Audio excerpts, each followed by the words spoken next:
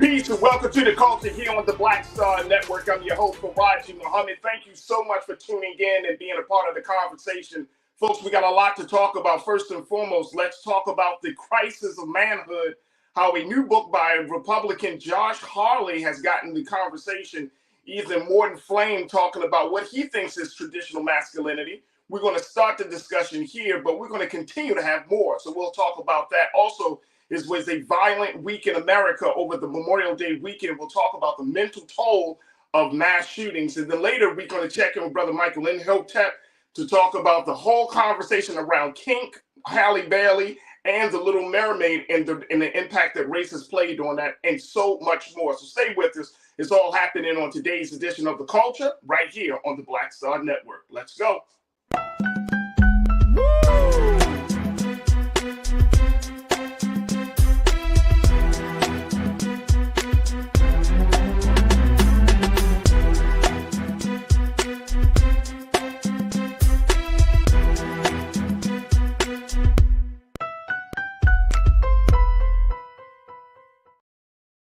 All right, folks, welcome to the culture here on the Black Star Network. I'm your host, Farajii Muhammad. Thank you so much for being a part of the discussion and joining me this afternoon. Man, oh man, we are live today, folks, and I'm so excited to be joining you this afternoon as we have the conversations about a host of things, from everything from talking about manhood to talking about Little Mermaid and so much more. Folks, we want you to join us in the conversation today. Make sure you do so.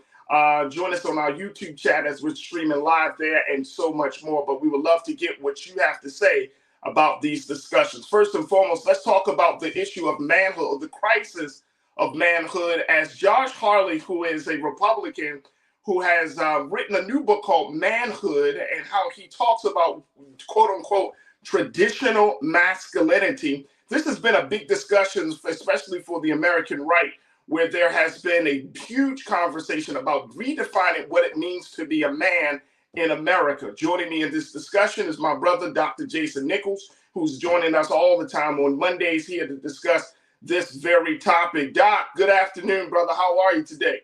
I'm doing lovely, brother. How are you? I'm good. Let's talk a little bit about this, because Josh Hawley tried to throw his little 2 cents, or rather his 0.5 cents, into the conversation about what manhood looks like, what does it mean, and all of that good stuff. But there is a larger conversation, and the reason I wanted to discuss this, bro, is because I see this as a very interesting place. This is not just a discussion that white men are having among other white men, especially in the American right, but this is also a discussion that black men are having among other black men, talking about this crisis of manhood. And I want to share with folks what the American Psychological Association put out there as they talk about this issue, because so many people might have a different view. But this is what they put out there. Well, first, before we go to them, let me go to this quote coming from the New York Times talking about Josh Hawley's new book.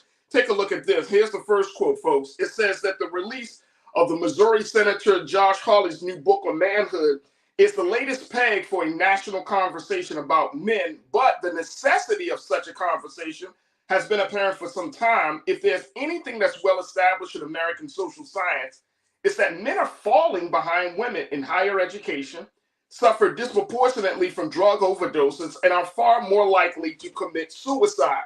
Indeed, the very definition of masculinity is up for grabs. And in 2019, the American Psychological Association published guidelines that took direct aim at what it called traditional masculinity, marked by stoicism, competitiveness, dominance, and aggression, declaring it to be, quote, on the whole, harmful. Wow. That's Josh Hawley right there, folks. So what's your take on this, Doc? Is the view that we have of manhood, the discussions around manhood, especially on both the white and among white men and black men, is this completely off the mark here, or what do we need to do? Because there seems to be a lot of mixed messages. So I think that the conversation about manhood, black men have been having it for a very long time. Whether it was, how to be a better father, how to be, you'd hear it at churches, you'd hear it at masjids, you'd hear it at the Nation of Islam talking about our responsibility as men.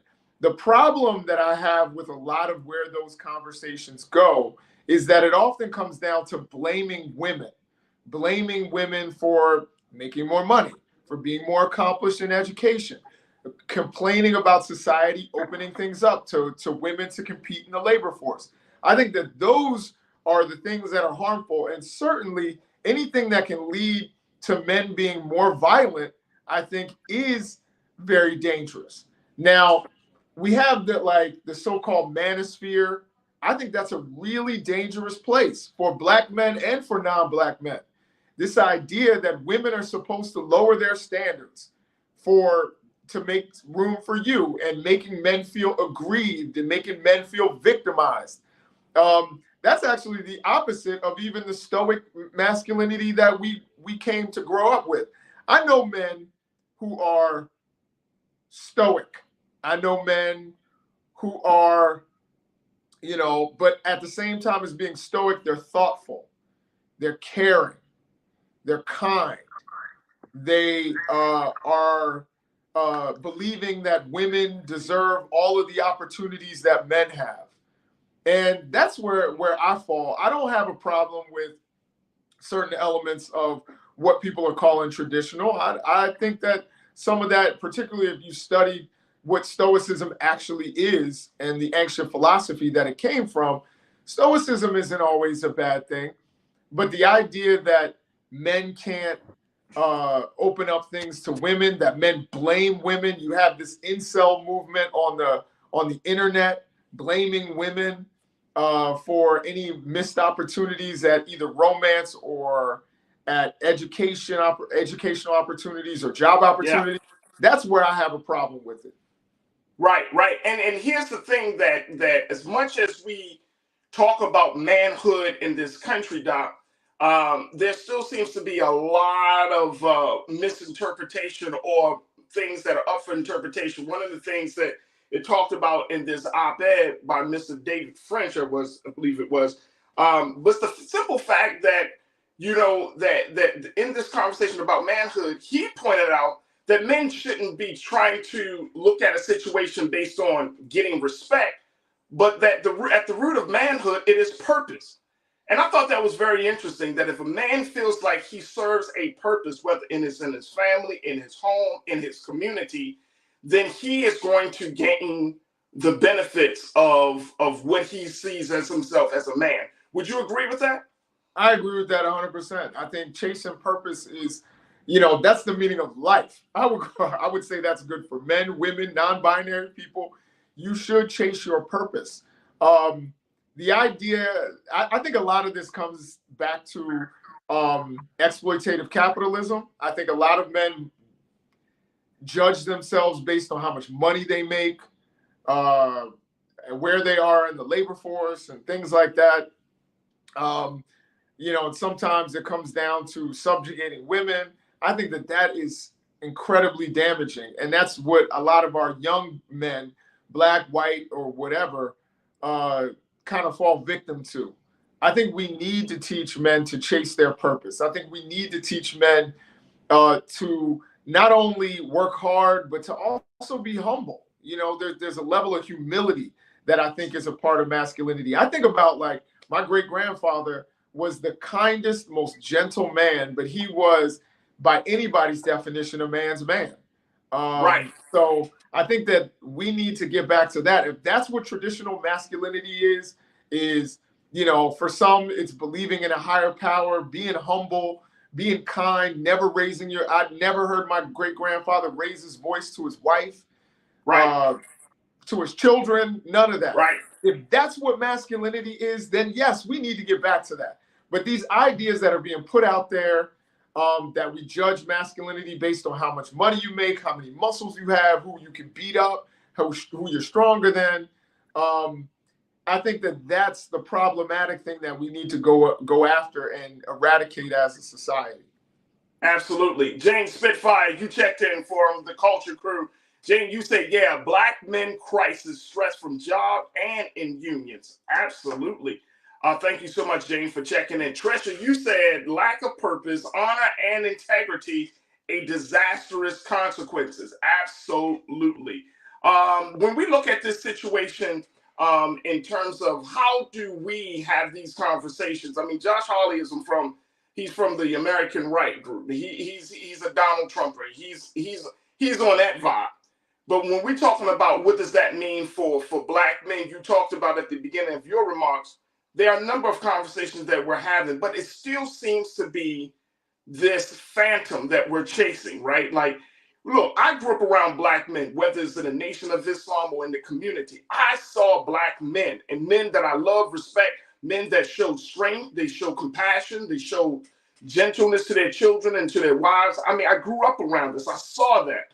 But then there's, some people say, well, if you just have more of those type of men, and I'm wondering, is it really, and I'm speaking of in the black community, is it because we don't have those men there, or is there something else? Because I see brothers, I know good brothers. I mean, of course, we're not all at the top of our games and everything, but there are black men that are working, there are black men that are providing, there are black men that are supporting their families and themselves, there are black men that are engaged in their communities. I'm not coming across a lot of deadbeat dudes. You know what I'm saying, Doc? I'm just not seeing it. So what's missing here? Well, I think part of it is the circle that you choose to be around. And I think we should isolate ourselves from deadbeat dudes. Or if you see your brother and he's acting a particular way to his woman or to his partner, it could be a man, whatever. But certainly if he's acting that way to his woman or his children, or he's not doing the best he can, yes, there are times you fall on hard times. I think a lot of this, again, is about economics, where we make it like a brother can't, lose a job and maybe he can't make a child support payment. I don't think that makes him a bad brother. I think that makes him a victim of circumstance and a victim of our exploitative capitalist system. But that aside, I think a lot of times we need to look at the one thing we need to broaden is how we understand a man contributing to his family. If a man is there and his wife goes to work and he stays home with the children, that doesn't make him less of a man. That makes him a man who takes care of his children, which is either you do it economically or you do it with love and care and wiping tears and snot off of noses. That's a man's man to me. But we have this idea that men have to participate in the labor force one particular way. We have this idea a lot of times that if you're a young man, that you have to chase after every single woman that comes along. I fell victim to it. I'm not even going front, thinking that that's what gauged my manhood, was how many women liked me, rather than, like somebody said, purpose, integrity, honor. Those are the things that we need. And yes, there are some men who are missing that. There are men who need to recognize that the toughest guy on the block is not the man who's the most manly. You know what I mean? That's going to be the man who's going to be away from his family if he gets locked up. Then what kind of man are you when you're begging your family for commissary? You know what I mean? And for somebody to send you clean draws, rather than actually being there and taking care of your family. And when I say taking care of, that doesn't always mean that you have to be the breadwinner. That just means you have to take care of your family. You know what I mean? And I think whether we're in crisis, I'm a big believer and proponent in black marriage. I believe black men need to get married. And again, I'm not saying you can't marry somebody outside of your race or whatever, or marry a man or whomever. But I do believe we need to promote marriage among black men. Commitment. That's another thing. Being committed to a family, being committed to your community, being committed to your faith if you have one. Those are things that I think make up masculinity. And we need to preach that to young black men and not let the manosphere, get a hold of them and think it's all about how many women you can sleep with. Absolutely. Doc, I know your time has been very well spent, and I know you got to drop off. So I appreciate your excellence, bro, and your brilliance on this conversation. How can people check you out? So I'm trying to stay off of Elon's pet project. So you can find me on Facebook. You can find me on, Jason Nichols on Facebook or Jason Nichols PhD, either one. You can find me on Blue Sky. I don't know if that's opened up yet. Or, just reach out to me. If you want to send me an email and have a conversation, I'm here for that too. So much love to all my people. And, Farajii, you my man. You can hit me up on the phone. You'll never do that, but you need to give me a call. Boy, you know what? Okay, that's fine. There's a brother can get put on blast a couple of times. There's no problem with national TV. It's all good. My brother, Dr. Jason Nichols, checking in from always checking in with us on Mondays, especially. He's a guest lecturer. He's a lecturer at the University of Maryland, African American Studies Department, and just a brother who's doing some fantastic work in trying to shape the culture around a number of issues. Doc, thank you so much, brother. It's good to talk to you. You already know. All right, bro. Folks, we got to take a quick pause. When we come forward, let's talk about what happened over Memorial Day weekend. This has been a violent weekend in America where at least 16 people have died from gunfire. I'm going to share with you some of the latest data around the gun violence archives and what they're saying. But let's talk about the mental toll that gun violence has had on us and, of course, on the rest of the country. Stay with us. That conversation is up next here on The Culture on the Black Star Network.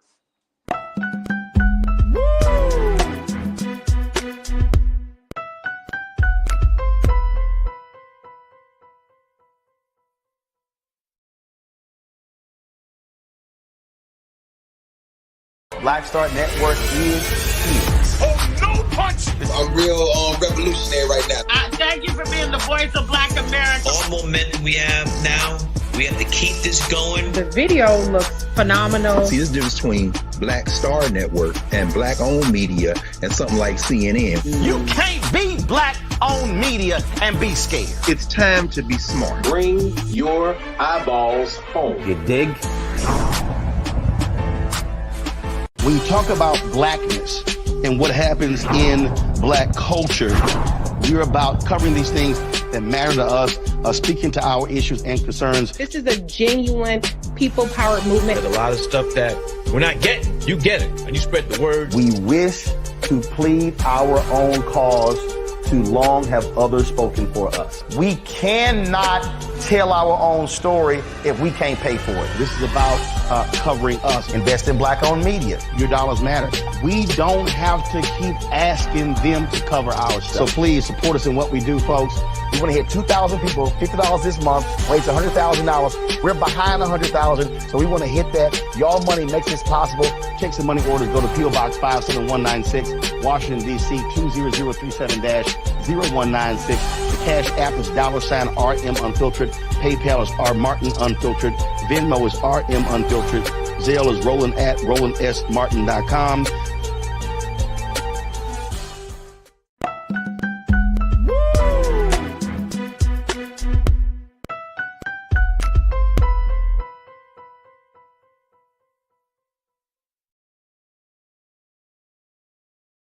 All right, folks, welcome back to The Culture here on the Black Star Network. I'm your host, Farajii Muhammad. I wanted to have a discussion about violence as we have seen another violent weekend in America, Memorial Day weekend, a weekend where we're supposed to give thanks and honor those who have served in our armed forces. And as they have done their work across the seas, we are still, folks, we are still trapped in this space here at home where violence continues to be the number one killer for people across this country. We're seeing gun violence and happening in cities across the land. And more importantly, the toll. What is the toll? And I think this is the other part of the discussion that we can kind of dibble and dabble on, but we haven't had a full understanding of it, which is what is this mental toll that we're seeing and that we're all experiencing from gun violence. Now, if you grew up in the Black community, gun violence and the idea of being in a quote-unquote peaceful place can be two different realities. And that's unfortunate, considering the fact that we got more laws, we got more restrictions, and we got all of this more discussion about what needs to be done with guns. The reality is that none of that stuff seems to be impacting, and I'm not going to say it's totally not impacting, but it's not impacting at the level that it needs to make the impact. It's not impacting in terms of the to try to disrupt what we're seeing happening in the streets. Let me just share with you where we stand on this issue. Take a look at this information, folks. This is from the Gun Violence Archives, and this is from an article that ABC News put out earlier talking about what happened over this past weekend. Take a look. Here's, as of May 30th, 2023, the Gun Violence Archive has reported 262 mass shootings this year, folks. 262 mass shootings. That means that where 4 or more people have been shot in a single incident. While legislatures continue their ongoing debate on what should be done and what actions need to be taken or where the attention should be shed, victims of gun violence struggle to move forward and often live a new life that they didn't anticipate. And as a society, trauma surgeon Dr. Sakrin, he's from Johns Hopkins Hospital in Baltimore, he said people have become somewhat numb to mass shootings and called it a complex public health problem. He said no one person or organization is going to solve this problem. It requires a multidisciplinary approach that cuts across sectors. All right, folks, here's where I wanted to have your vote, your voice as part of this discussion. This is one of our big culture convos for the day.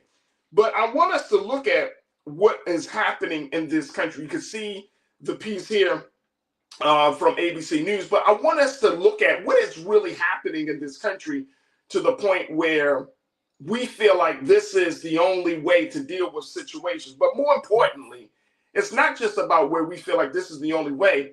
This seems to be the way. This seems to be the way. 262 mass shootings by the end of May, which is the 5th month of the year. So we're going into the halfway mark of the year. So you could potentially look at, if the trend continues, so think about this, 262 mass shootings.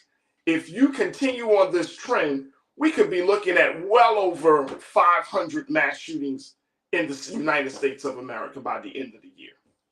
500, and I'm talking about when people are just being shot and killed. I'm talking about large numbers of people.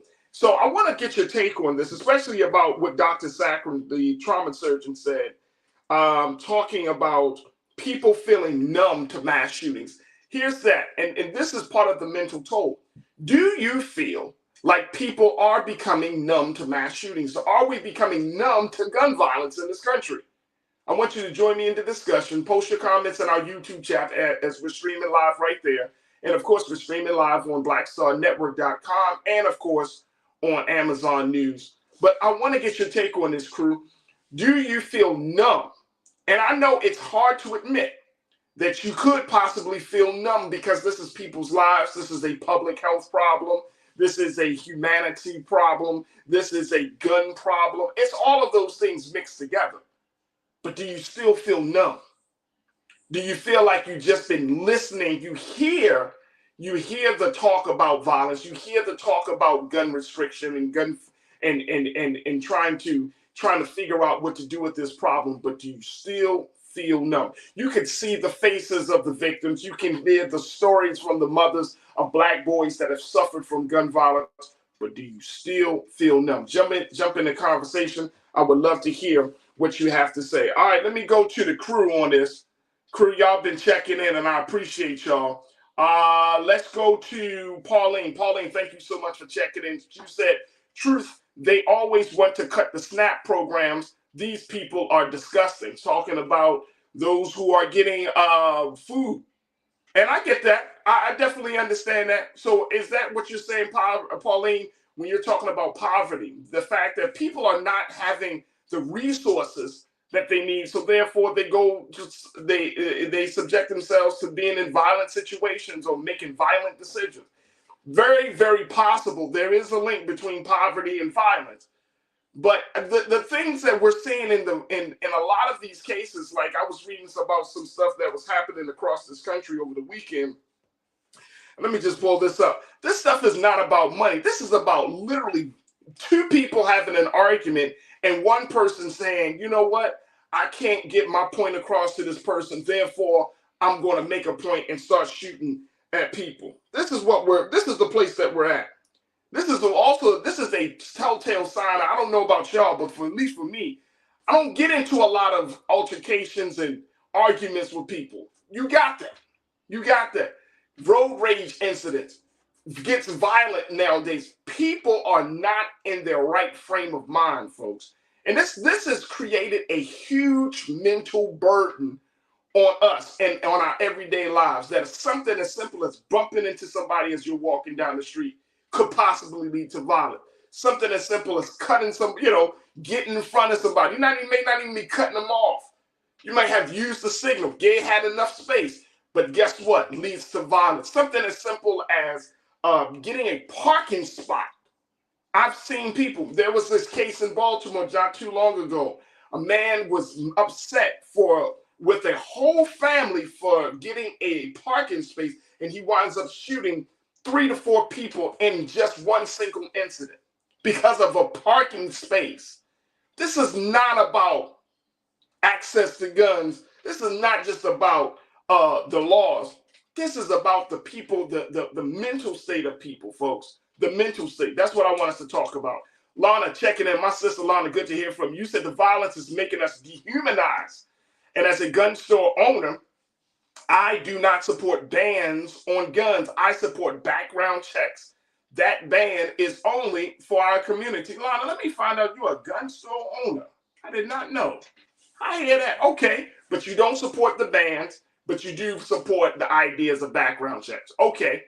And I'm sure that you support the fact that some of these background checks have to be comprehensive. They have to be extensive. They have to make sure they cover their ground. Okay. I hear you loud and clear, Lana. Thank you, sister. Did not know. All right, Tiana, you checked in and said people are walking around suffering from PTSD, post-traumatic stress disorder, and don't know it. Come on now. Living in the ghetto, living in the hood can give you PTSD. Y'all with me on that? Can we say that? Can I say that in the culture? Living in desperate circumstances. Well, and I'm not talking about the ghetto in terms of just black. I'm talking about being poor. And whether you're black, white, Asian, Latino, Native American, if you are in a poor, poverty-stricken, low-income space all the time, that can wear on you. Absolutely. Truth is power, my guy. You saying the reason why we as black people have not noticed the gun violence is because we're always the one that the violence is inflicted on. Top that through racism, through Karen. We're numb. That's not good. Yep, that's not good at all, bro. That is not good at all. And you're right. The violence has become it's so much violence that I think, here's the thing, folks. I think it is a defense mechanism for us to become numb of what's going on, because if we start to really take in the energy of death, the energy of loss, the energy of violence, the energy of pain, oh my gosh, could you imagine? Some of us probably wouldn't be able to get out of bed in the next day. I'm being very serious, because that's a lot. On top of what you said, truth is power, on top of the racism, the sexism, on top of the harassment by police, on top of the poverty, the economics, whether you even make it in the middle class, just the ongoing, all of those things play a huge role in the discussion around violence. All right, let's go back to what you're saying, crew. Let's talk to me. Ramona, you checked in. You said numbness or normal trauma, where gun violence has become norm in some communities or cities, which also see the deterioration of humanity in real time. Whew. Numbness or normal trauma. I don't know. And that's like an oxymoron, that trauma should not be normalized. But unfortunately, and I understand exactly what you're saying on this, Ramona, trauma is normalized in our community. And can we say in this country, trauma is normalized? If you have not been exposed to trauma, you looked at like a unicorn. Can the church and the crew say amen? I'm telling y'all, if you have not experienced, you ever come across somebody that didn't go through some disadvantaged circumstances, somebody that grew up in a decent home, they had, even if they may have not have had their parents in the household, they went to a good school, they were afforded certain opportunities. You look at them like they're crazy. I know. See, that's part of the culture.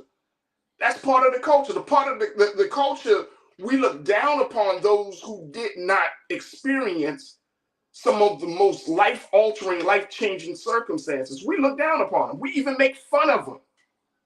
I remember growing up when I was a little boy, I lived in a middle-class neighborhood. I had a backyard. Sometimes I got made fun of a little bit because people like, man, you don't have this in your neighborhood. You don't have that in your neighborhood. Like, no, I don't. I don't have drugs. I don't have prostitution. I don't have trash on the ground. But then I was made to feel like I was not, that I was outside of the norm, that I was outside of the Black experience. And that's a part of the culture I think we need to really take a look at. We're going to take one more before we take our next pause. Janelle, you checked it, my sister. You said people aren't numb, but those we elected to make change act like they're numb. Facts. Love it. Janelle, you said politicians won't even fund their canned responses to the stresses that cause the violence. Ooh. Now, look, when we come forward, I want us to continue to have this conversation. But here's another part of it. If we talk about the mental toll of violence, can we talk about the fact that we are living in a culture of violence and that this violent, the gunfire, the gun violence that we're seeing in this country, none of that is going to change unless we change the culture of this country. And that is that's when it gets back right to America. You talk about you really want to see gunfire, violence go down, you want to stop people killing people. There's a way to do it. There's a way to do it. But do you have the will to do it? Look, we're going to continue the conversation on the other side, so stay with us. It's The Culture here on the Black Star Network.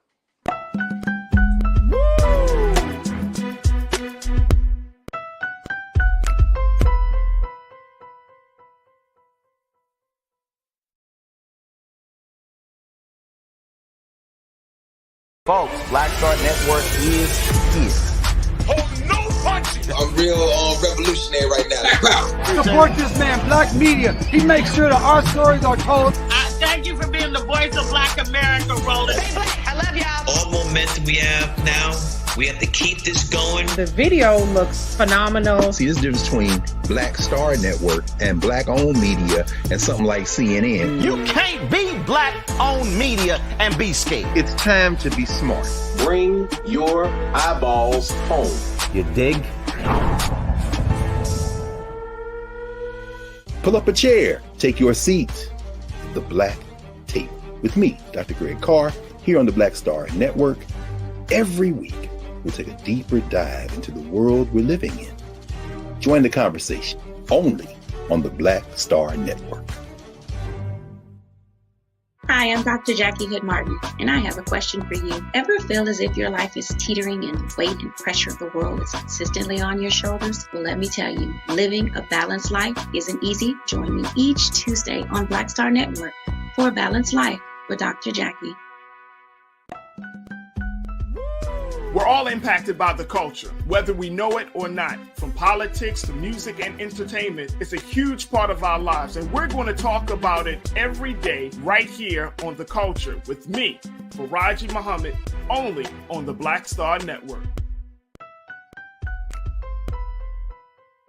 I'm Deborah Owens, America's Wealth Coach, and my new show, Get Wealthy, focuses on the things that your financial advisor and bank isn't telling you, but you absolutely need to know. So watch Get Wealthy on the Black Star Network.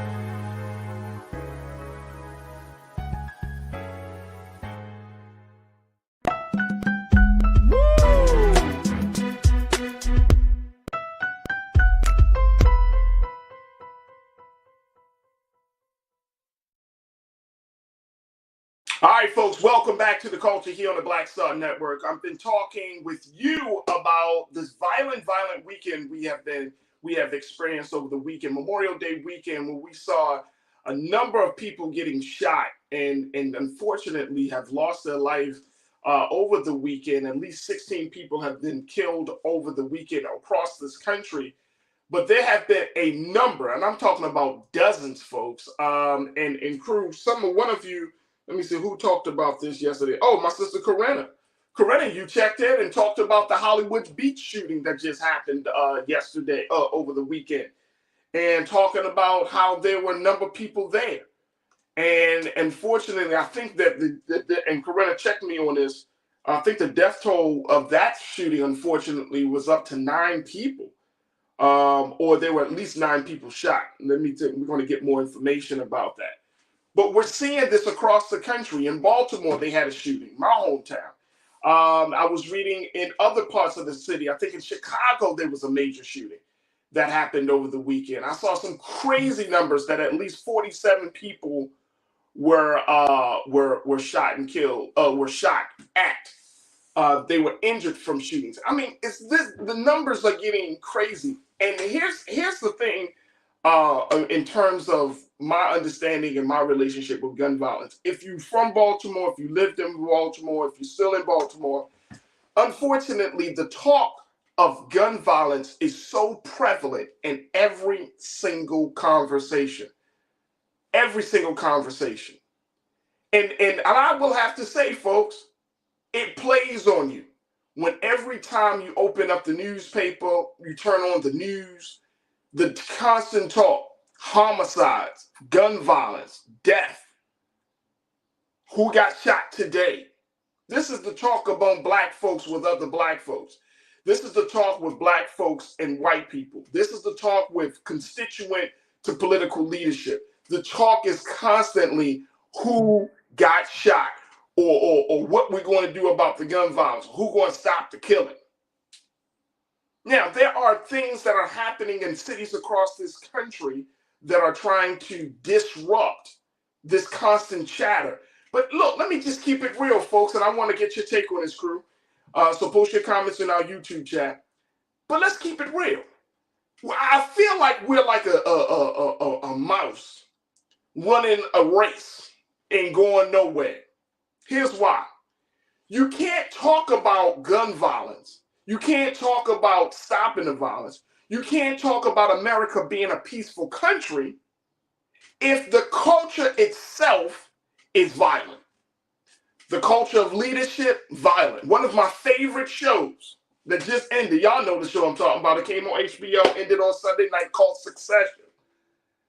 And when you look at the show Succession and it breaks down how corporate America and media, that level of violence on the mind, the media's level of violence on business interests, that level of violence on the view that people have about themselves and their country, I mean, that's violent. When we talk about systemic violence, right, we're not talking about somebody coming up to you with a weapon, but the weapon of holding you back from opportunity is a form of violence. Somebody talking to you about you can't do something because of your gender or your race, or because, you live in a certain area code, so you shouldn't be afforded these opportunities. That's a form of violence because those are acts that violate the sanity, the peace, the humanity of all of us, right? So when those things are done, you don't walk away from those experiences feeling whole. You feel violated. Because why? It's violent. It's a form of structural violence. It's a form of cultural violence. So when we talk about all of these violence, it's not like just talking about putting the guns down and trying to do providing some mental health services, folks. We also are talking about, well, look at what's coming out of Hollywood. You know what I mean? Is that a culture of violence that we really need to look at? The doctor that we quoted earlier, the trauma surgeon from Johns Hopkins, Dr. Sankran, he said, no one person or organization is going to solve this problem. It requires a multidisciplinary approach that cuts across sectors.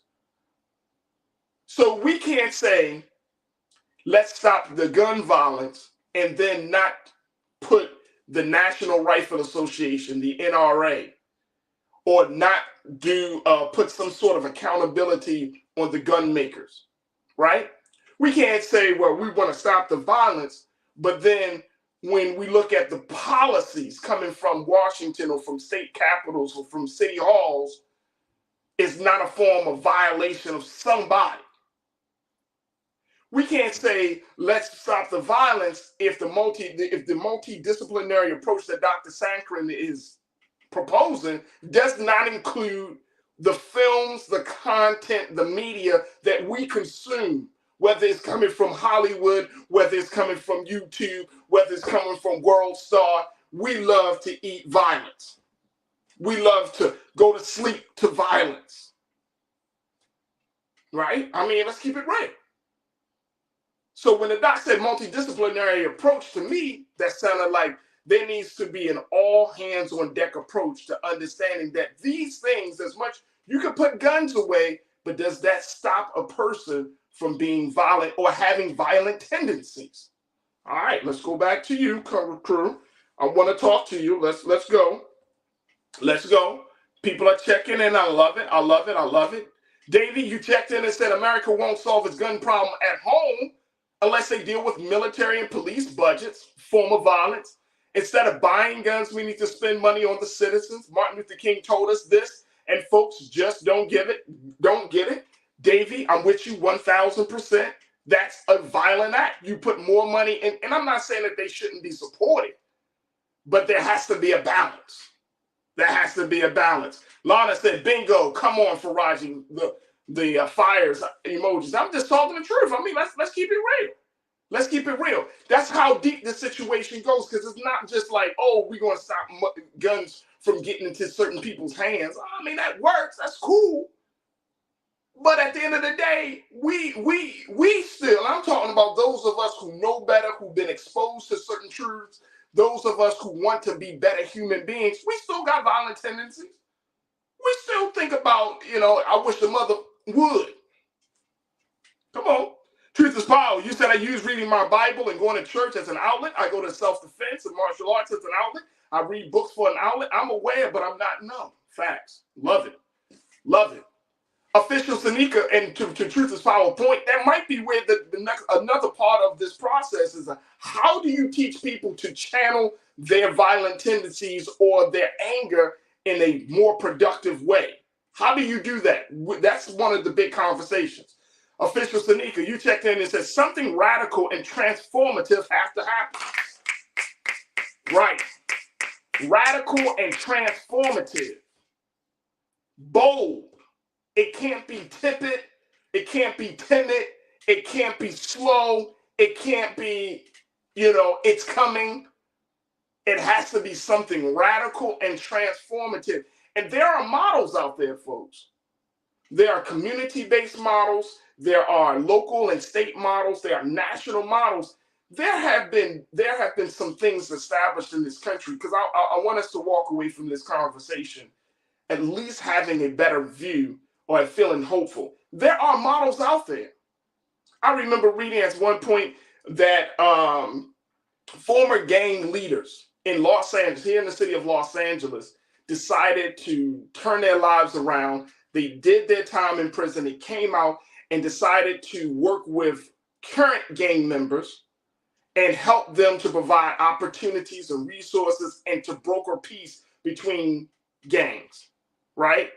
That's a way that you can look at some things locally. This thing is not going to happen overnight without real citizens, without citizens that care, that are no longer numb, but care, those who feel the pain, those who can see the deterioration of humanity, not just of buildings. But it's going to require that level of engagement. Official Sanika, thank you so much. Corinna, you said 9 injuries in talking about Hollywood Beach, 9 injuries, including 4 minors. Youngest victim is 16 months old. To date, only injuries, no death. That's a blessing. It's only injuries. But I appreciate you for bringing that up. 16-month-old. And that's the place that it's getting. It's gotten, remember back in the day in this country, violence would happen at night, or violence would happen if you shoot a child, you shoot a woman. You know what I mean? That would be like you crossing the line. There are no rules anymore, folks. That's the part of the culture. There are no rules in this process. There's no like, oh, okay, you can't shoot older people. You can't shoot women. There's no children allowed. No. It's anytime, anywhere, anybody can get it. Okay. Let's take one more, And a couple more, and then we're going to take our next pause. Here's Republican. You said we need people in the government like Marcus Garvey. Well, can I make a point, Republican? Marcus Garvey wouldn't even run in this type of government. He wouldn't even run.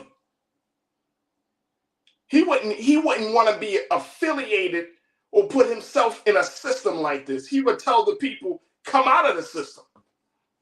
That's what he would do. He wouldn't say, come into the system. He said, come on out of the system. He came to give the people a different vision. He told us, look, our real salvation, our real redemption is going back to the motherland. He didn't even want to be a part of this system. So that's where we are with this whole process. He didn't even want to be a part of this system. So no, we wouldn't be voting for Marcus Garvey because Marcus Garvey wouldn't be on the ballot. Stride Iron Style, Republican, thank you so much for bringing that up. Stride Iron Style, I think I'm saying Stride Iron Style. I'm making sure I want to get that name correctly. That bigotry has led to the violence we are seeing today. Yes, absolutely. But the bigotry is rooted in some level of bias, right? The bigotry is rooted in some unhealthy teaching about another group of people that a lot of times we were exposed to when we were very young, and then we just never disrupted. When we're talking about that implicit bias, how did that implicit bias start? It started with somebody dropping a seed on our minds about a view that they had about somebody, right? The implicit bias has gone so far, it's taken root and has germinated into our own thinking because it was something that was deposited in us when we were either young, when we were naive, when we were not knowledgeable, and that became a point of reference. It's something, and we see this happening. You have children both in black and white households that have a view of black and white people.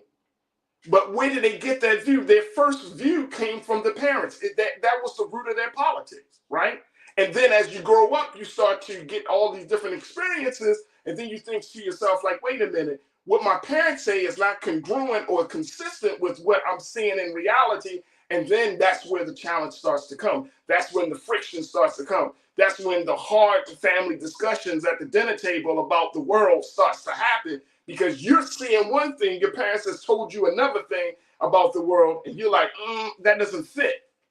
And then you got to figure out where you stand. So not only have you been exposed to all of these different perspectives, now you got to make the big choice of trying to figure out where you stand. But that's all rooted somewhere. That came from somebody. And if we're talking about this gun violence in this country, somewhere along the line, folks, we have been lied to about who is the problem or what is the problem. Something has to be disrupted. Something has to be uprooted at this point. Look, I got to take a quick pause. Look, we know that this discussion is not over by any stretch of imagination, but we do know that there is a mental toll. We can break through the mental toll if we decide to do something different and have different conversations. And I implore us to have different conversations on this show as we look at this situation, especially as it impacts Black people in this country. Look, I got to take another pause. When we come forward, let's continue the conversation on the other side. I want to get your take as we're going to be checking in with my brother Michael and Hotep. As we talk about the violence and the guns, let's talk about when you remove certain history or certain type of literature from the schools. Can that be a form of violence? Yes, you can. If you do not teach people the truth of a circumstance, you are committing a form of violence against their own being, folks. You are holding them back from being a full human person because you did not expose them to the truth when you know better. We're going to talk about what's happening with poet laureate Amanda Gorman and how one of her most famous poems has been banned in Florida. Are you really surprised? We'll talk about that with Brother Michael and Hotep. And, of course, in the next hour, we'll talk about the Little Mermaid. Stay with us. It's all happening here on the second half of the culture here on the Black Star Network. We'll be right back.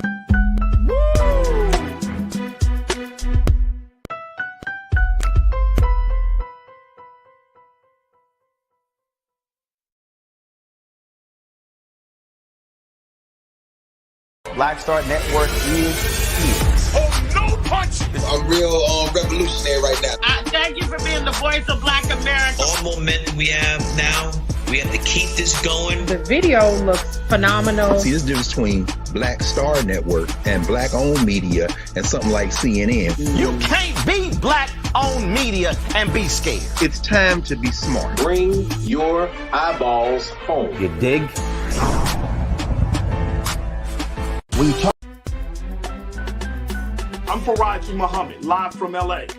And this is The Culture. The Culture is a two-way conversation. You and me. We talk about the stories, politics, the good, the bad, and the downright ugly. So join our community every day at 3 p.m. Eastern and let your voice be heard. Hey, we're all in this together. So let's talk about it and see what kind of trouble we can get into. It's The Culture. Weekdays at 3, only on the Black Star Network. When you talk about blackness and what happens in Black culture, we're about covering these things that matter to us, speaking to our issues and concerns. This is a genuine people-powered movement. There's a lot of stuff that we're not getting. You get it, and you spread the word. We wish to plead our own cause. Too long have others spoken for us. We cannot tell our own story if we can't pay for it. This is about covering us. Invest in Black-owned media. Your dollars matter.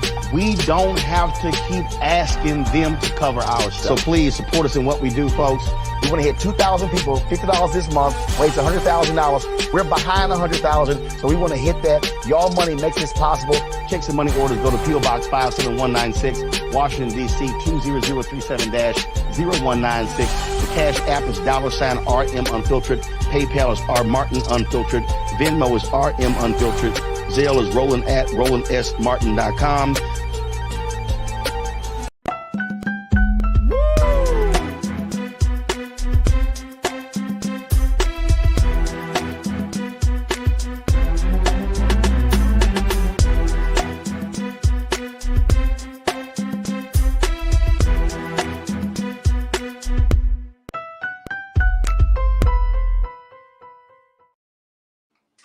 All right, folks, welcome to The Culture here on the Black Star Network. Let's talk a little bit about what's happening in the great state of Florida. And tomorrow, let me just say this, man, Florida's going through some real changes. Tomorrow, I'm going to be checking in with my sister, God willing, Suzette Speaks, because we got to talk about what happened last week with this Ron DeSantis situation that just went crazy, just went terrible. And his campaign announcement for president, and more importantly, like what the state of Florida is doing in preparing for all of the craziness that's happening down there. But one of the things that we have been vigilant upon is, and still keeping the conversation going on about, is the issue of banning books and banning literature and other literary pieces that would help to empower students, particularly Black and brown students in the state of Florida. And this next story falls right in line with it. And it's such a sad state of affairs, folks. It really is. And I want y'all to think with me on this. It's a sad state of affairs that we can't even read certain things, or our children shouldn't be exposed to certain things. See, this is the violence, folks. This is the violence that your child cannot be exposed to a certain level of history. They can't be exposed to a certain level of philosophical thought. They can't be exposed to a poem. A poem. This is the case with the situation surrounding Youth Poet Laureate Amanda Gorman. Y'all know Sister Amanda. Amanda is that dynamic sister who gave that fantastic poem, The Hill We Climb, when she read that during President Biden's inauguration. She made history. It was a major historical moment. Beautiful young sister. She's actually from Los Angeles. And she has been writing poetry, putting out books and content, and letting people know. She's the first National Youth Poet Laureate. And she has been breaking through a whole bunch of obstacles and barriers. There she is right there. That was on Inauguration Day. Tore the house down, right? But this poem, The Hill We Climb, becomes a problem for one parent One parent, I want y'all to listen to me, crew. One parent decided that this poem was not appropriate for her children and other children to read, that she filed a complaint about it to get it totally removed. That was, as she said, she wanted to make sure that that piece was not available and would be removed from the total environment of the school that her children went through. One parent. Now, when we say that we don't have a voice, or some of us may think we don't have a voice, I want you to keep this story in mind, because this was one parent. And guess what happened, folks? There were some changes that the school made because of one parent's disdain with how this poem would affect her children. Let me go into it. Then I got my brother Michael and Hotep. This is coming up from NBC. Take a look. Miami-Dade County Public Schools moved the hill we climb to the middle school section of the library after a parent, meaning one, folks, filed a formal objection to the work, according to documents obtained by the Florida Freedom to Read Project and shared with media. In a statement, the district said no literature had been banned or removed. This is the play on words. They didn't ban it. They didn't remove it. It was determined at the school that the hill we climb is better suited for middle school students, and it was shelved in the middle school section of the media center. The book remains available in the media center, according to the statement. In the form regarding the hill I climb, the parent wrote that it was, quote, not educational and contains indirect hate messages. Come on. The committee found Gorman's book has educational value, according to the documents, but it was moved because its vocabulary was, quote, determined to be of value for middle school students. A review of 5 titles available at the library at Bob Graham Education Center in Miami Lakes was triggered after a parent of 2 students filled out forms requesting the titles be removed from the total environment.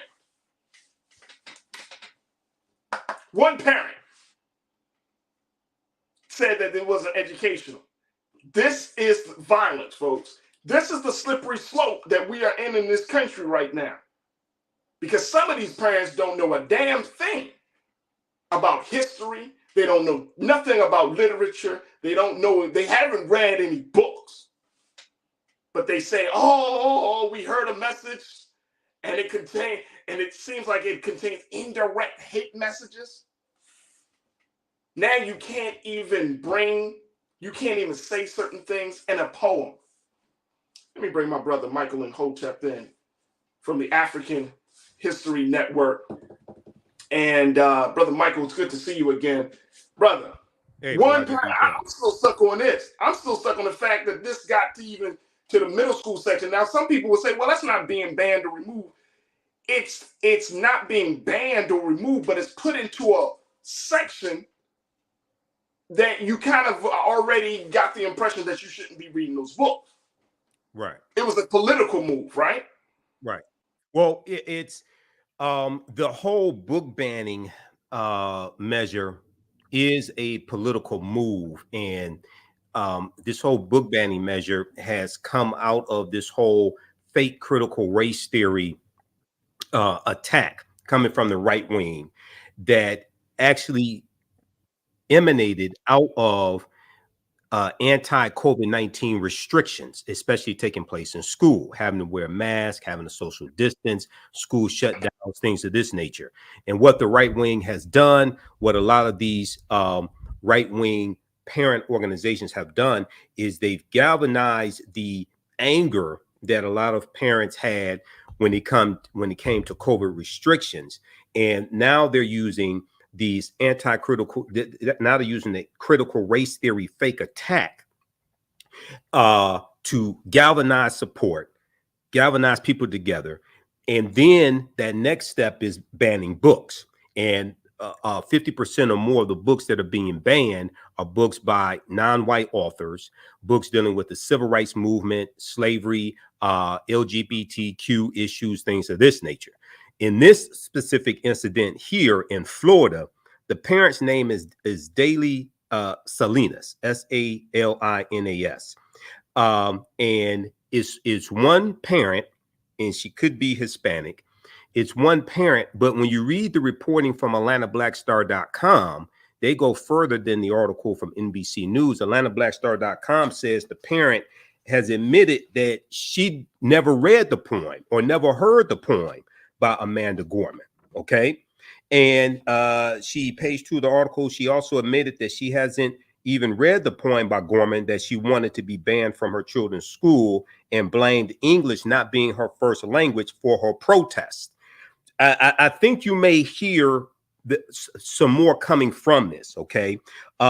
Because now it's alleged that she's a Proud Boy supporter as well, things of this nature. But she says to the effect that she claimed that she is not a member of Moms for Liberty or the Proud Boys and was only attending some of the same events, things of this nature. But here's the worst part of this.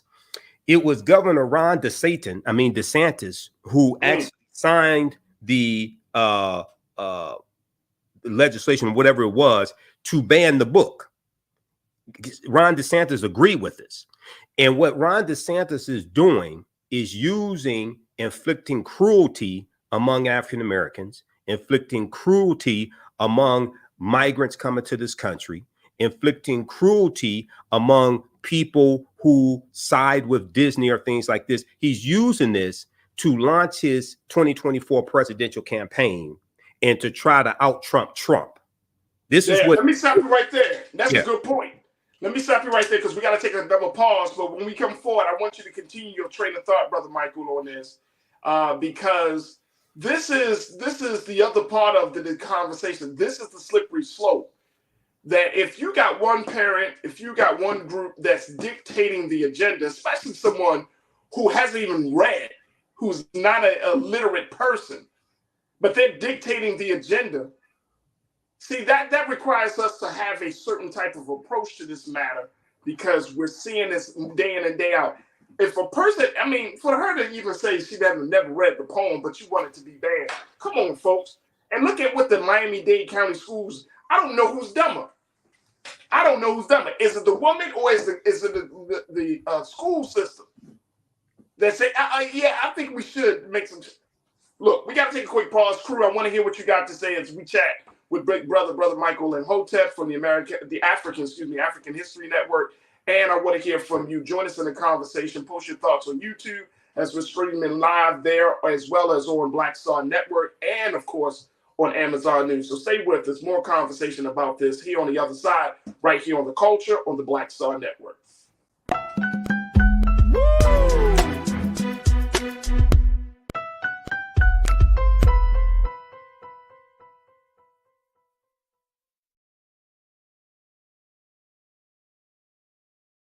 Hatred on the streets, a horrific scene, a white nationalist rally that descended into deadly violence. White people are losing their damn minds. As an angry pro-Trump mob storms the U.S. Capitol, we're about to see the rise of what I call white minority resistance. We have seen white folks in this country who simply cannot tolerate black folks voting. I think what we're seeing is the inevitable result of violent denial. This is part of American history. Every time that people of color have made progress, whether real or symbolic, there has been what Carol Anderson at Emory University calls white rage as a backlash. This is the rise of the Proud Boys and the Boogaloo Boys. America, there's going to be more of this. Here's all the Proud Boys, guys. This country is getting increasingly racist in its behaviors and its attitudes because of the fear of white people. The fear that they're taking our jobs, they're taking our resources, they're taking our women. This is white fear.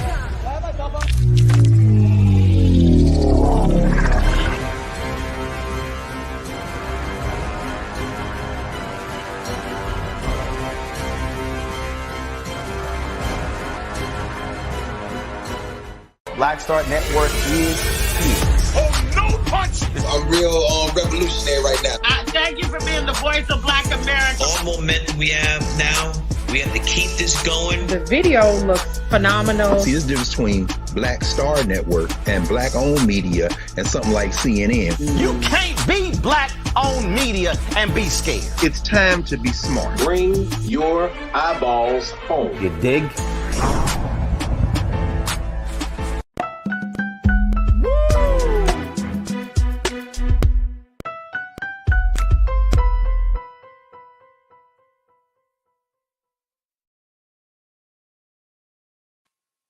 Folks, welcome back to the show. We've been checking in and talking to Brother Michael Imhotep from the African History Network as we talk about the situation down in Florida as Youth Poet Laureate Amanda Gorman, her poem, The Hill I Climb, has been, I would say, relocated to a middle school section per the filing of a complaint from one parent about the indirect hate messages coming from the poem.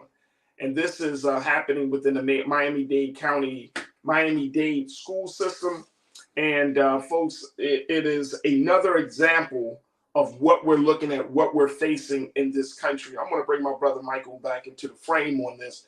Brother Michael, you were talking about that, like Governor Ron DeSantis, he made his campaign statement last week, but that he's really behind all of this. How does this translate from your vantage point, Brother Michael, when we look at this level of attack on history, on literature, on truth? How does this play out? Is for the state of Florida and for Black folks in this country? Well, this isn't, I'm not saying Ron DeSantis is behind this. He didn't start this anti-critical race theory movement. What he's doing is capitalizing on it. And he is using this to gain support. He used it to gain support to win re-election as governor in the 2022 midterm elections. He's using it to gain support to run for president, and he's trying to win the presidency. So what this comes out of white supremacy, and this comes out of a fear of the browning of America. Ron DeSantis is a grifter, like Trump as well, and they want to use inflicting cruelty among non-white people, especially African Americans, to gain support from white people who are in fear. You have a lot of white people in fear of becoming a minority in this country. They sit up and watch Fox News all day, and they are fed images of crime and things of this nature, right? So they respond accordingly. And so Ron DeSantis signed this anti-woke bill, and he says that Florida is where woke goes to die. Now, these people can't explain to you what woke is, but what they're referring to, basically the concept of woke started in the African-American community, and it dealt with having a consciousness, being socially aware of social issues, aware of police brutality, aware of discrimination or racism, things like this, and taking action against that, okay? Being socially conscious. Now, the reason why Ron DeSantis and other people like him are against people being woke is because they want them to stay asleep. They don't want them to be awake. They don't want them to be conscious, because you can't deceive a people who are awake, who are conscious, who understand what it is that you're doing. So that's why they want to keep people asleep. That's why they want to ban books. This is why he wants to block the advanced placement African-American studies course, because it will illuminate a lot of minds. It will expose a lot of people, not just African Americans, but non-African American people, to a lot of history that they have never been exposed to in this country, and the contributions that African people have not made just to America, but to the world. When you go study that 240 plus page curriculum coming from the advanced placement people, okay? So this is what we are dealing with now. In 2018, when he first ran against Andrew Gillum, okay, former Mayor Tallahassee, African American Andrew Gillum, and you had some simple Simon ass Black people in Florida, and they were posting on my Facebook fan page, the African History Network, saying they weren't going to vote for Andrew Gillum because Andrew Gillum did not have a Black agenda. I told them Ron DeSantis has a Black agenda. He has an anti-Black agenda. And an anti-black agenda is worse than not having a black agenda. And there was the debate that they had between Andrew Gillum and Ron DeSantis. And Andrew Gillum said, I'm not saying Mr. DeSantis is a racist. I'm saying the racists believe he's a racist. Andrew Gillum was correct. I'm not saying he's a racist, but the racists believe he's a racist. Absolutely. That's some double talk for you. Absolutely. And then you look at the police force, that task force that Ron DeSantis put together to go after people who he claimed were committing voter fraud. And he sent them to go arrest many of those people were African Americans. They voted. They got the voter registration card in the mail from the Florida state secretary of office, things like this. And then most of those cases were thrown out because they were trumped up charges. They were given their voter registration card. They what happened was these were ex-felons who served their time in prison, right? And then they had their voting rights restored. And Ron DeSantis is against those people having their voting rights restored. You go back to 2018 when I think it was 2018 when Desmond Meade and others and Roland Martin has interviewed Desmond Meade a number of times on Roland Martin Unfiltered. Desmond Meade is a ex-felon. He served his debt to society, and he was one of the ones leading this campaign to put on the ballot in Florida to restore the voting rights of ex-offenders, okay? Because in Florida was one of four remaining states where if you were a felon, you lost your right to vote for life, okay? And this was dealing with felony disenfranchisement.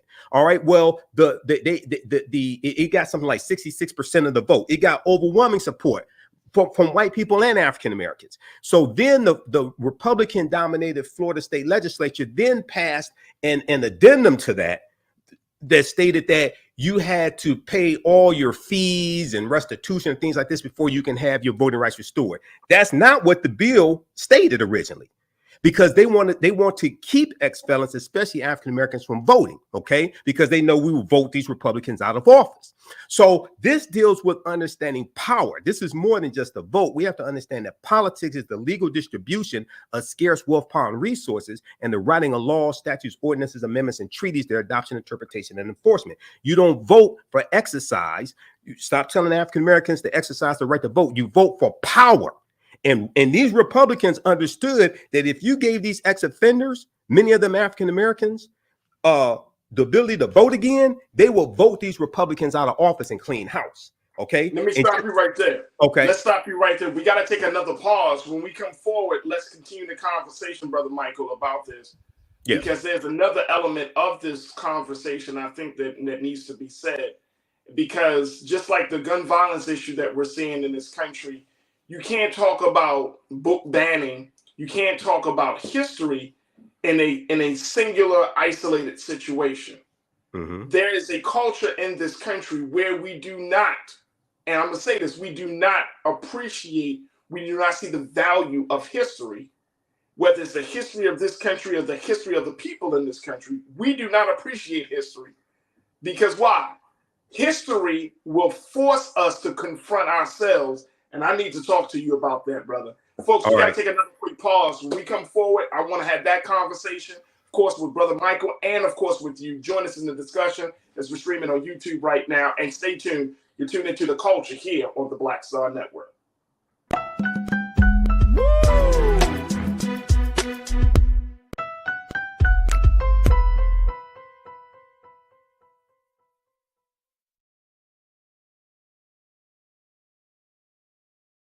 When you talk about blackness and what happens in black culture, we're about covering these things that matter to us, speaking to our issues and concerns. This is a genuine people-powered movement. There's a lot of stuff that we're not getting. You get it, and you spread the word. We wish to plead our own cause to too long have others spoken for us. We cannot tell our own story if we can't pay for it. This is about covering us. Invest in black-owned media. Your dollars matter. We don't have to keep asking them to cover our stuff. So please support us in what we do, folks. We want to hit 2,000 people, $50 this month, raise $100,000. We're behind 100,000, so we want to hit that. Y'all money makes this possible. Checks and money orders go to P.O. Box 57196, Washington, D.C. 20037-0196. The Cash App is $RM Unfiltered. PayPal is R Martin Unfiltered. Venmo is RM Unfiltered. Zelle is Roland at RolandSMartin.com. Black Star Network is here. Oh, no punch! I'm real revolutionary right now. Thank you for being the voice of Black America. All momentum we have now, we have to keep this going. The video looks phenomenal. See, there's a difference between Black Star Network and black-owned media and something like CNN. You can't be black-owned media and be scared. It's time to be smart. Bring your eyeballs home. You dig? Hatred on the streets, a horrific scene, a white nationalist rally that descended into deadly violence. White people are losing their damn minds. As an angry pro-Trump mob storms the U.S. Capitol, we've seen We're about to see the rise of what I call white minority resistance. We have seen white folks in this country who simply cannot tolerate black folks voting. I think what we're seeing is the inevitable result of violent denial. This is part of American history. Every time that people of color have made progress, whether real or symbolic, there has been what Carol Anderson at Emory University calls white rage as a backlash. This is the rise of the Proud Boys and the Boogaloo Boys. America, there's going to be more of this. Here's all the Proud Boys, guys. This country is getting increasingly racist in its behaviors and its attitudes because of the fear of white people. The fear that they're taking our jobs, they're taking our resources, they're taking our women. This is white fear.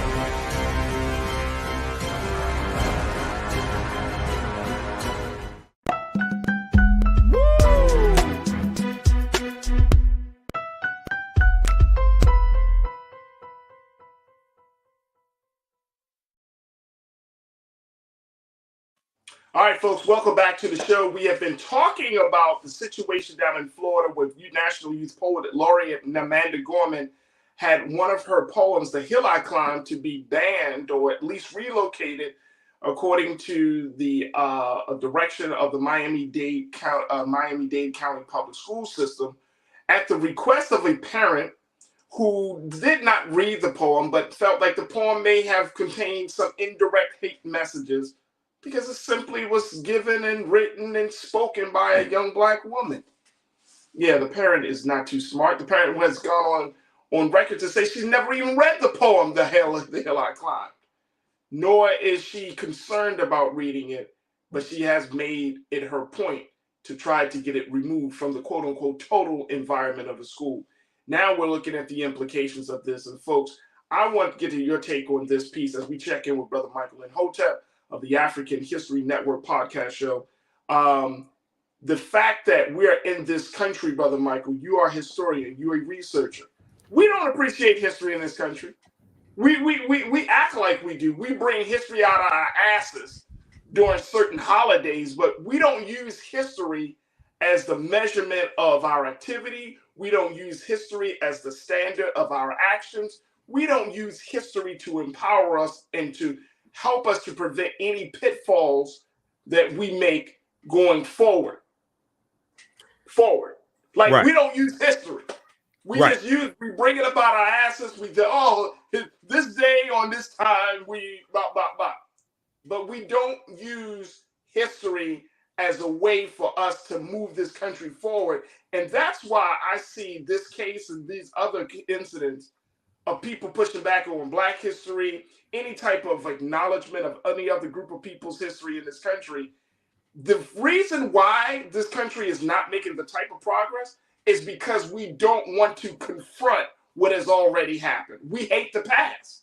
We want everybody to keep looking forward. It's like no fire here, nothing to see here, folks. Just keep moving forward. Just keep moving forward.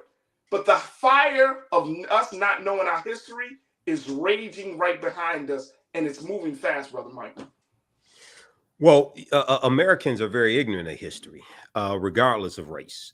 Number one, there was a article from January 19th, 2021, the day before the inauguration of Joe Biden and Kamala Harris. There was an article from CBSnews.com that dealt with how many Americans are ignorant of the U.S. Constitution and also ignorant of history as well. So this deals with the education system, but something else that's extremely important here is that if the real history of this country were taught, then you would understand the relationship between history and politics. Okay, because your understanding of politics is directly related to your understanding of history. And once you have a people who are educated in understanding history, economics, law, and politics, then they can take over. So it's in some people's best interest to keep people ignorant so they can manipulate them. This is why Donald Trump appeals to so many ignorant white people, or ignorant people in general, but most of them are white. This is why, because they could be manipulated. When you had the domestic terrorists that he sent to the U.S. Capitol building January 6, 2021, many of them said, we're invited here by the president of the United States. Well, the U.S. Capitol building is not his house. He can't invite you to the U.S. Capitol building. You left his house. His house was the White House. The U.S. Capitol building is under control of the legislative branch of the federal government, the U.S. House of Representatives and the U.S. Senate. There are three co-equal branches of government. The executive branch is the president, the legislative branch, U.S. House and U.S. Senate, and then the judicial branch, which are the courts. If you actually understood that he didn't have the authority to invite you there, if you actually understood the Constitution and understood that the Vice President Mike Pence had no authority to throw out certified electoral college votes because his presence there is just performative, then you wouldn't be sitting in prison right now, Enrique Tarrio. You wouldn't be just sentenced to 18 years in prison. Okay, Stuart Rhodes, the founder of the Oath Keepers. Okay, so when you're ignorant, you can be manipulated.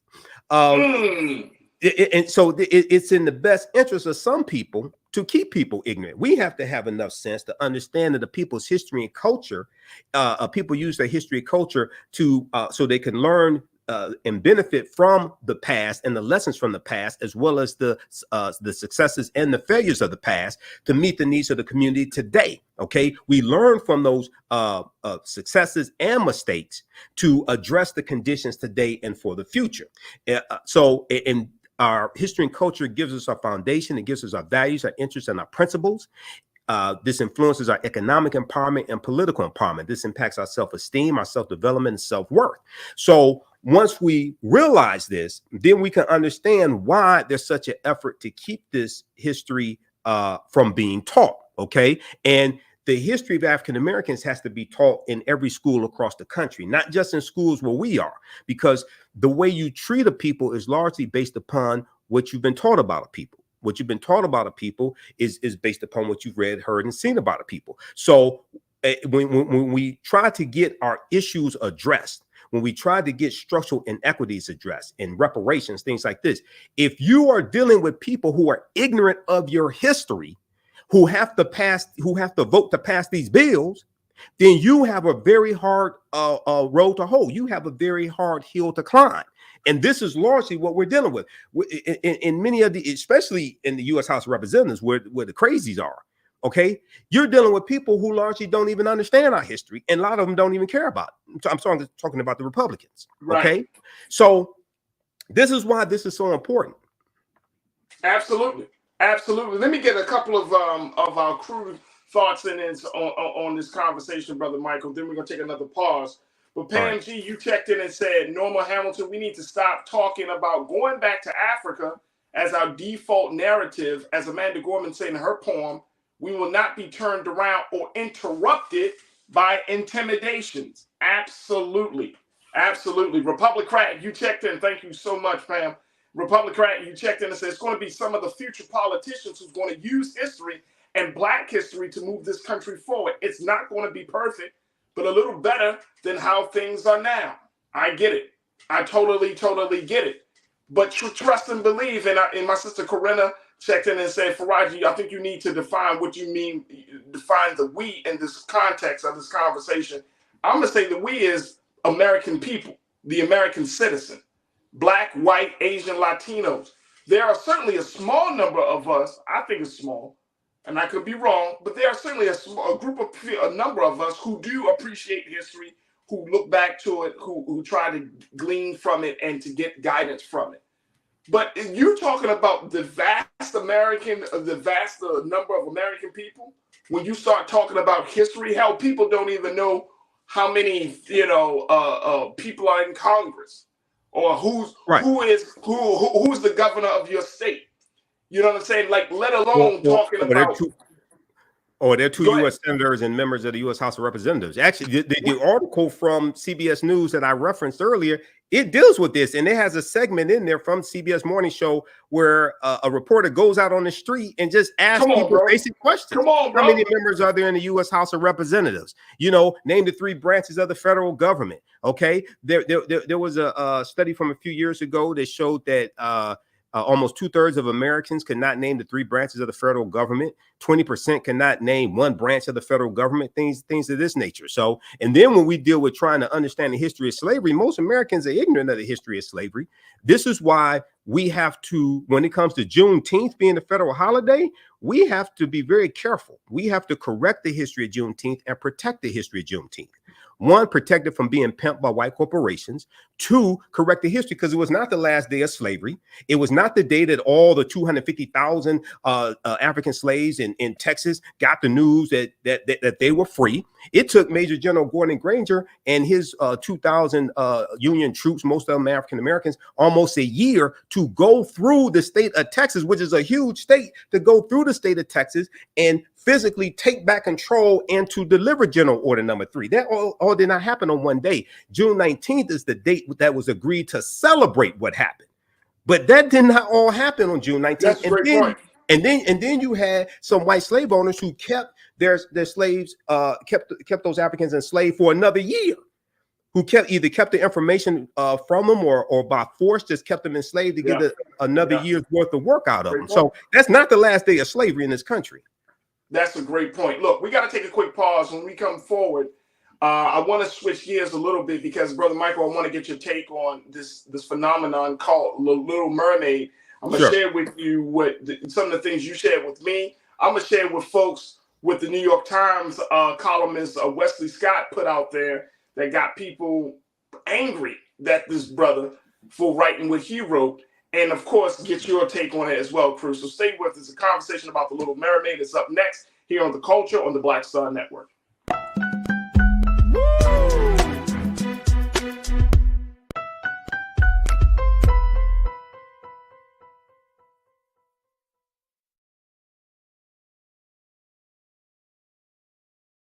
Pull up a chair. Take your seat. The Black Tape with me, Dr. Greg Carr, here on the Black Star Network.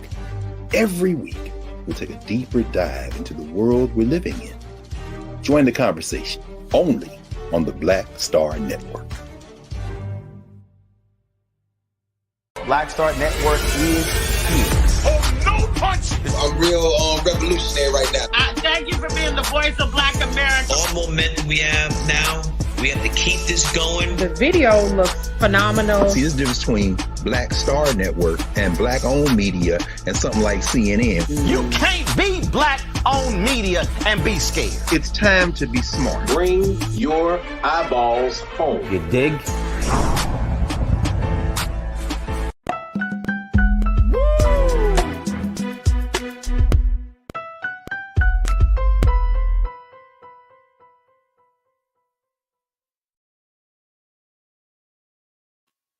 All right, folks, welcome back to the show. We've been checking in with my brother Michael in Hotep.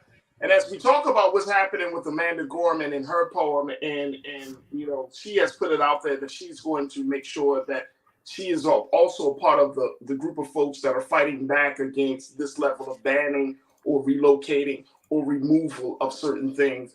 We have to also keep in mind that, again, we got to look back at the culture, folks. So if the culture doesn't speak to this level of urgency, then guess what's going to happen? We, the people, aren't going to feel like this is an urgent matter. Now, the thing that we are urgent about is arts and entertainment. And this weekend showed that as The Little Mermaid came out, the major movie that was put out by Disney, where our little sister Halle Bailey serves as the main character. She played Ariel in the remake as the live action version of the story, The Little Mermaid. How that movie has created a firestorm of controversy, from everything from dealing with race issues to what one writer saying that this movie didn't have enough kink, K-I-N-K, kink in it, to make it a fun and enjoyable experience. And we'll share with you a little bit more about that one. But The Little Mermaid has really started the conversation about what inspires women. And I think that's a part of the discussion I want to have at another time. But looking at the race issue of how race has played a huge role in Disney making this determination, and how it has generated millions of dollars at the box office. Brother Michael, you wanted to talk about this, brother, and I was a little surprised that you wanted to bring this up. When I saw you said, Farajii, can we talk about The Little Mermaid? And I was like, sure, let's talk about it. Major movie, did crazy numbers over the weekend. It dropped on Friday. The numbers have shown that it's made over $110 million at the box office. It took $250 million to make. So they are still projecting that that this is going to be a film that's going to be able to pay back on its production costs. But the big point about this film is the cultural significance of it. A Black woman playing this character that was originally put out as a white woman. But more importantly, all the other elements. First and foremost, I don't know if you've seen the movie. I went to see the movie with my daughter. She loves mermaids. So I had to go see it. No, I haven't seen it, and I probably won't see it. You won't see it? No, I probably won't see the movie, man. So here are a few things that I wanted to talk about. One, back in October, we talked about this on Roland Martin Unfiltered, and Dr. Greg Carr was on the panel with me, and Reese Colbert. And we talked about the racist backlash that Halle Bailey was receiving by a lot of white supremacists who didn't like the fact that they had an African-American woman cast. Okay. So we dealt with that aspect, number one, and so we have to understand that I'm not a fan of the movie. And one of the reasons why I'm not a fan of the movie, because for my understanding, the love interest of The Little Mermaid is a white boy, right? A white man, right? Am I correct? Yeah. See, now that's indicative of Disney movies. And this is what I sent you the video of my analysis of The Princess and the Frog. Did you watch that video? I haven't watched that video just yet. Okay. So about The Princess and the Frog. And it's funny because they're actually talking about possibly putting that out as a live action film as well. See, here's the problem with Disney. Disney does not have a problem depicting having African-American women as princesses. Okay, The Princess and the Frog, Princess Tiana, it was animated. This is the first African-American female princess. When I heard Disney was going to do this, Disney has a history of racism, a long history going back to the 30s, 40s, things like this, of racism. Okay, yeah, they make some good movies. But when I first heard that they were going to have an African-American princess, I said, uh-oh. I said, watch for the hook. Sure enough, with The Princess and the Frog, the hook was two hooks. One, the love interest, Prince Naveen, is not African-American. He's not of African descent. He's this Eurasian, this white-looking Eurasian, Arab-looking, whatever he is. And this is going to be her savior. Her adversary, the enemy in the movie, was the voodoo priest, the black man. Right. In The Princess and the Frog. Right. Now, very quickly, brother, the movie The Princess and the Frog takes place in New Orleans. Okay, New Orleans is part of Louisiana. Louisiana becomes a part of the Union, part of the United States, because of what's known as the Louisiana Purchase of 1803. Louisiana Purchase, the U.S. gets 820,000 square miles of land for about 3 cents an acre from France for $15 million. Napoleon Bonaparte in France. Why is France trying to sell all the land that they have here in what's known as the United States? Because they were partly, one of the reasons why is because they were fighting a war against these Africans in their colony called Saint Dominique. The Africans call it Haiti or Haiti.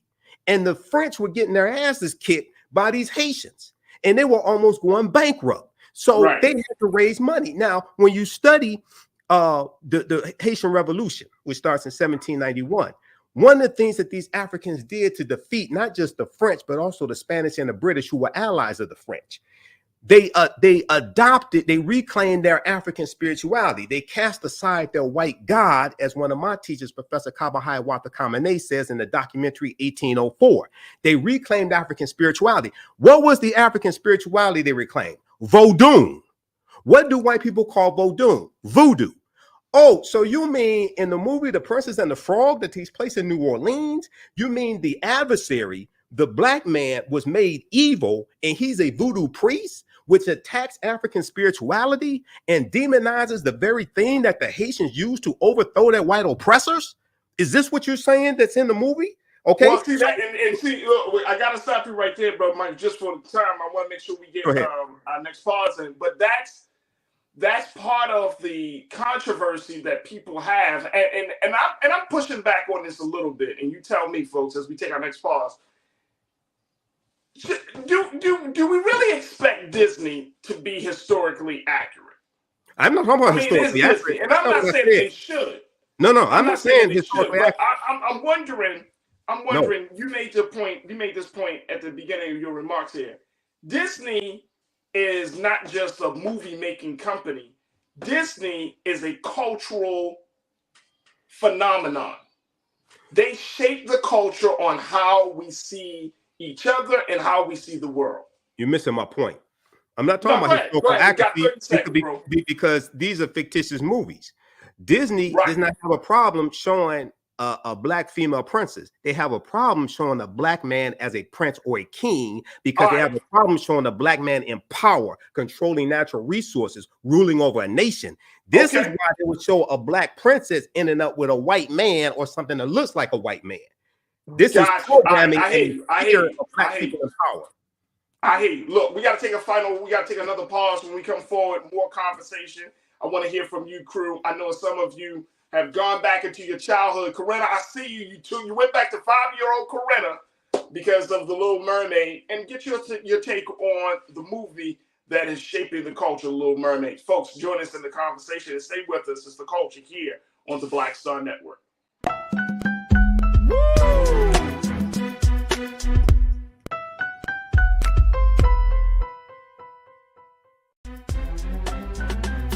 I'm Farajii Muhammad, live from LA. And this is The Culture. The Culture is a two-way conversation. You and me. We talk about the stories, politics, the good, the bad, and the downright ugly. So join our community every day at 3 p.m. Eastern and let your voice be heard. Hey, we're all in this together. So let's talk about it and see what kind of trouble we can get into. It's The Culture, weekdays at 3, only on the Black Star Network. We feel the hidden impacts of climate change that land harder in Black, Brown, and Native communities. Not many people talk about it because they clearly don't know our lives. But with President Biden's landmark infrastructure and climate plans, our issues are finally seen. Removing lead pipes means we know our water is safe. Cutting carbon pollution helps our kids breathe easier. 1.5 million new jobs means stable work in communities. The impact we need. Right now.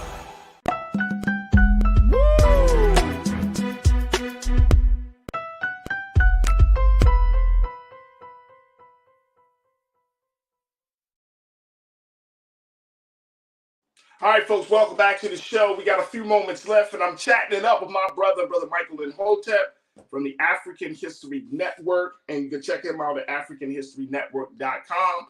But we've been talking about Little Mermaid. Let's bring Brother Michael back into it. I want to open up this conversation very quickly. Brother Michael, you brought up talking about the Princess and the Frog, talking about the actual history of our people as it relates to everything from quote unquote voodoo magic to our relationship, the relationship of Black women, in that case, Princess Tiana, and the lack of Black males in power.